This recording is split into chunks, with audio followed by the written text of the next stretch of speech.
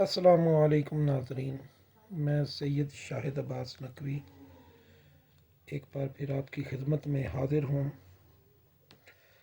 بہت سے دوست احباب یہ سوال کرتے ہیں کہ ہمارے عمل نہیں چلتے۔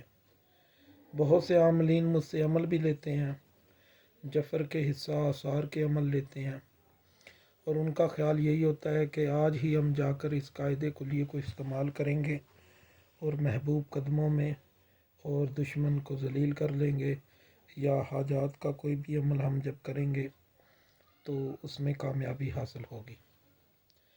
دیکھیں میرا بھائی، ایسا نہیں ہوتا۔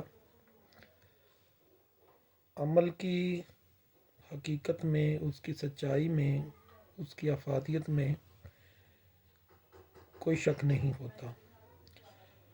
اب روحانیت آپ میں ہے یا نہیں، اصل سوال یہ ہے۔ ایک عمل آپ نے لیا جفر کا، آپ نے استعمال کیا، نہیں اثر ہوا، تو اس کا یہ مطلب نہیں ہے کہ عمل میں کمی ہے۔ اس کا مطلب یہ ہوا کہ آپ میں کمی ہے۔ آپ بار بار اس عمل کو استعمال کریں، ایک دفعہ اثر نہیں ہوا تو دوسری دفعہ کریں، تیسری دفعہ کریں، بار بار عمل کو یوز کریں۔ آہستہ آہستہ عمل کی جو روحانیت ہے وہ آپ سے آشنا ہو جاتی ہے، تو عمل پھر آپ سے چلنے لگ جاتا ہے۔ بعض دفعہ ایسے ہوتا ہے کہ آپ نے حروف کی زکوٰۃ نہیں ادا کی ہوتی، اس وجہ سے بھی مسائل ہوتے ہیں، لیکن عمل کی روحانیت جو ہے وہ آپ سے مانوس ہوتے ہوئے وقت لیتی ہے۔ سب کے اعمال شروع میں ایسے ہی نہیں چل جاتے، ان کے بھی سب کے اعمال آہستہ آہستہ ہی چلتے ہیں۔